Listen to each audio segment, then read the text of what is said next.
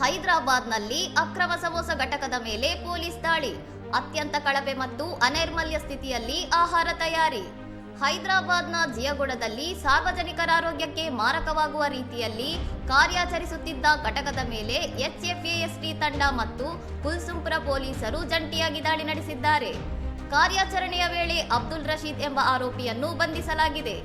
ಈ ಘಟಕವು ಯಾವುದೇ ಮಾನ್ಯ ಎಫ್ಎಸ್ಎಸ್ಎಐ ಪರವಾನಗಿ ಅಥವಾ ಅಗ್ನಿ ಸುರಕ್ಷತಾ ನಿಯಮಗಳನ್ನು ಹೊಂದಿರಲಿಲ್ಲ.